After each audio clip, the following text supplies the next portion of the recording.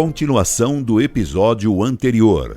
Terceiro, desprezo do neocatecumenato pelo clero. Além das doutrinas heréticas, sobre as quais Kiko recomenda segredo, nas apostilas se encontra um franco menosprezo dos dirigentes do neocatecumenato com relação ao clero. Isso é uma consequência lógica da perda da fé. Como poderia ter amor ao clero quem não teve amor e zelo pela verdade? A caridade manda amar em primeiro lugar os superiores, pai e mãe, padres, mestres e superiores de qualquer tipo, pois sua autoridade vem de Deus e lhes foi dada para ajudar a nossa salvação. É do clero que recebemos os sacramentos que nos salvam. É por meio do clero que recebemos normalmente a doutrina da salvação.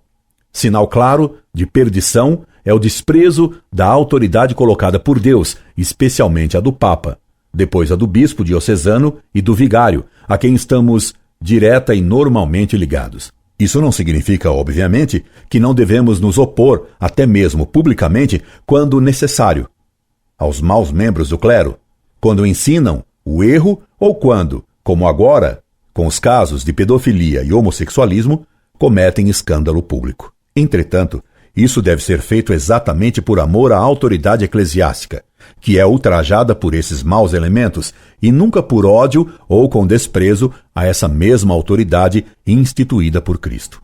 As apostilas, como você verá, não criticam membros do clero por eventuais erros, mas membros do clero. Vejamos como Kiko tem pouco apreço pelos padres. E isso se vê pelos fatos. Aquele que tem o Espírito Santo ama. O inimigo, vigário, capelão, bispo ou quem quer que seja, Francisco Arguello, Kiko, apostila as orientações às equipes de catequistas para a fase de conversão, anotações tiradas das gravações do encontro realizados por Kiko e Carmen para orientarem as equipes de catequistas em Madrid, em fevereiro de 72. Janeiro de 87, oitavo dia do encontro, o querigma, segunda parte, querigma nas Escrituras, página 121. Repare que ao citar o inimigo a quem se deve perdoar, Kiko enumera somente pessoas do clero.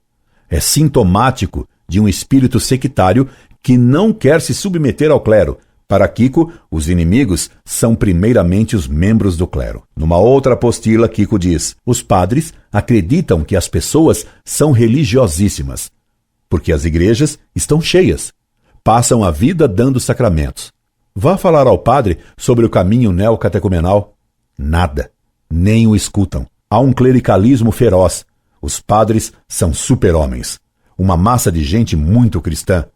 Mas você percebe que ali existe um muro de borracha e que você não sabe se aquilo é cristianismo ou o que seja. Porque logo você vai ver a verdade no fundo. A família está destruída. Há bebedeiras, incestos, promiscuidade, tudo aquilo que sabemos que existe. Kiko, Convivência de Catequistas, 1995, página 70. E veja, meu caro, como fazendo a caricatura de um padre mau, Kiko insinua uma generalização que solapa a própria autoridade eclesiástica. Não existe pior caricatura de um padre do que aquele que usa o colete assim e anda requebrando, elegante, autoritário. Jesus Cristo crucificado, o último. Os padres têm que dar exemplo de humildade. Kiko, Convivência de Catequistas, 1995, página 72. Em outras passagens, Kiko demonstra pouco respeito pelo sacerdócio, pois diz: um outro problema terrível que podemos ter é que o pároco comece a ficar nervoso porque não lhe agradam as catequeses. Isto sim é que é um problema, pois os padres têm uma ideia do que seja a catequese e pensam que os catequistas devem ser pouco menos que os professores de teologia e esperam escutar certas coisas. Segundo problema, o pároco tem já uma ideia da gente que virá, conta com tal pessoa, com tal outra e com os mais firmes da paróquia. E sucede que não vem nenhum destes, mas se vê ali um bando de pobretões e outros senhores que jamais viu na paróquia. Assim, leva a uma grande desilusão e se sente destruído. A coisa já não lhe agrada e não o convence. No fim, vê que as pessoas diminuem e começa a pensar que diminuem porque as catequeses não são bem dadas, que o enganaram, porque ele queria uma equipe mais bem formada, e não esta, que vem aqui e diz coisas muito pobres. Não vos deixeis enganar com tudo isso, dizei ao pároco que ele está enganado, que passe a fé, que vós estáis ali em nome de Jesus Cristo, que não estáis ali em vosso próprio nome, e que é ele quem vos escolheu. Nem vós escolhestes a paróquia, e que se houvesse necessidade de estudos maravilhosos, jamais se evangelizaria. Kiko Apostilas, idem introdução, página 7. Note você, meu caro, como Kiko quer que os catequistas do neocatecumenato falem aos padres. Eles é que são escolhidos e enviados por Jesus Cristo e pelo Espírito Santo. Os catequistas é que têm uma missão diretamente confiada a eles por Deus. Vós exerceis um ministério em nome de toda a igreja. Não deveis pregar só o pedacinho de fé que tendes. Pregai em nome da igreja. Kiko, introdução, documento citado, página 1. O que está dito aí é gravíssimo. Kiko considera seus catequistas como possuidores de um ministério em nome de Cristo. O neocatecumenato se apresenta, então, como uma hierarquia paralela àquela que foi estabelecida por Cristo. Isto é cismático e herético, pois constitui uma igreja paralela à Igreja Católica, dentro da igreja. É natural que tal posicionamento tenha criado, por toda parte, atritos com a hierarquia e causando divisões nas paróquias. É natural, então, que Kiko veja no vigário, no bispo, o inimigo. Kiko considera que na igreja devem se distinguir duas formas de autoridade e de magistério. Primeira, a carismática, como a dele e a do neocatecumenato em geral. Segundo, a institucional. É essa postura doutrinária errada que provoca a formação de uma estrutura paralela nas paróquias e dioceses, onde se instala o caminho neocatecumenal de Kiko e Carmen. Pedro e Paulo, o que salva a igreja são sempre as duas testemunhas, o carismático e o institucional juntos. O carisma é um dom. Nós, os membros do neocatecumenato, somos os mais irregulares. Eu sou um pintor e Carmen, uns leigos, e estamos aqui armando uma confusão na igreja. O Papa vem e nos apoia. Mas o que é isso? Uma igreja paralela? Um diz que dividimos as paróquias.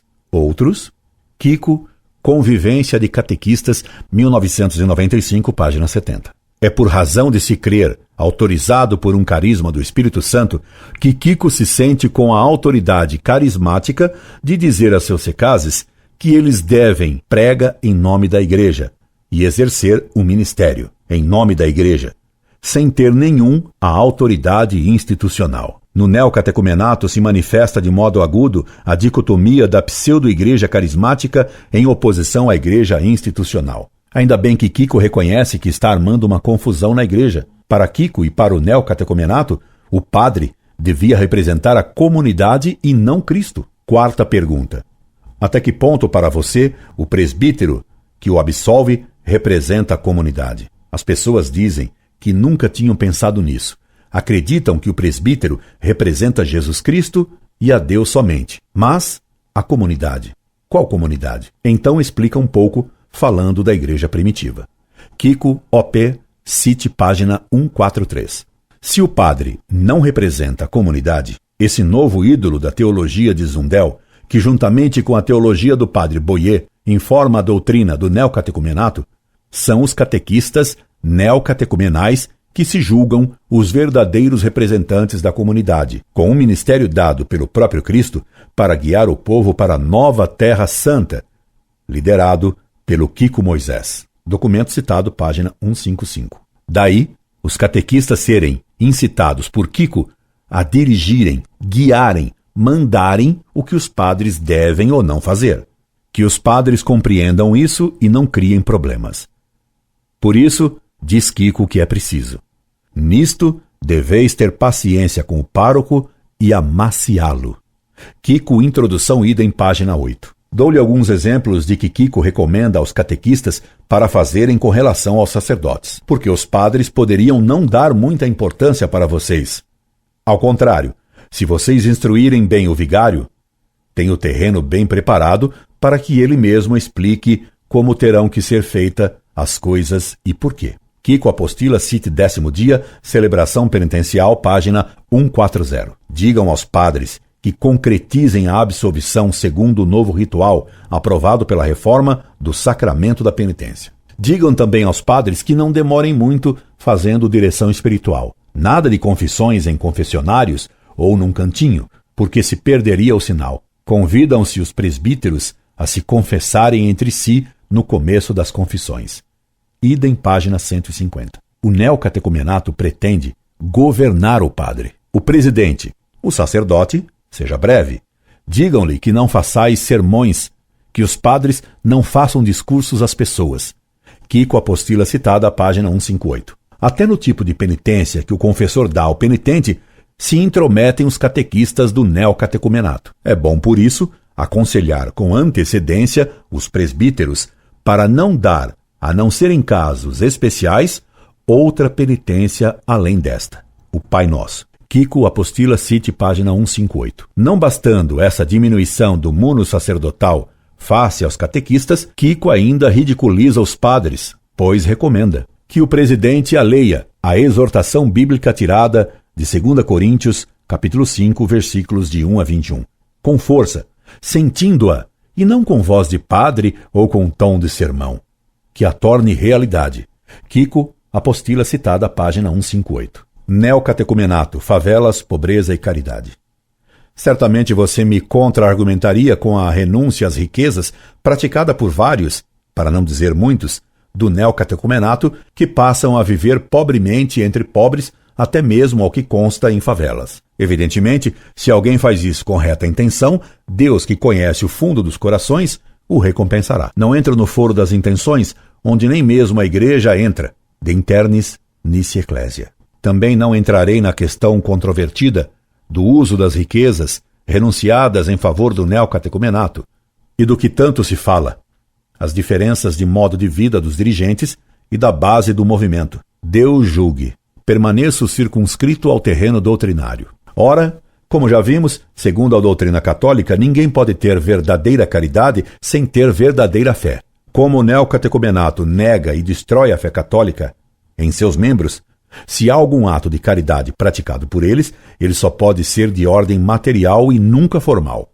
Repito que não entro nas intenções e nem na questão de que, evidentemente, em concreto, pessoas do neocatecumenato que não tenham ainda perdido a fé possam fazer realmente atos de caridade correta. Considero a questão apenas doutrinariamente. Creio que lhe é clara a distinção entre atos de benfeitoria puramente humanos, atos de filantropia, sem valor sobrenatural, e atos de caridade, realizados pelo amor de Deus, e não apenas por amor ao homem, ou por pena natural das misérias de alguém. Creio que o neocatecumenato explora a boa vontade de muitos, enganando-os com falsas doutrinas que lhes vai instilando lentamente, e em segredo, para não causar escândalo nem assustar os incautos. Não é à toa que a iniciação neocatecumenal leva 11 anos para se completar. Conclusão. Meu caro, você deve ter ficado surpreso com a extensão de minha carta. Afinal, você não me perguntara tanto, mas é que estava eu estudando a apostila de Quico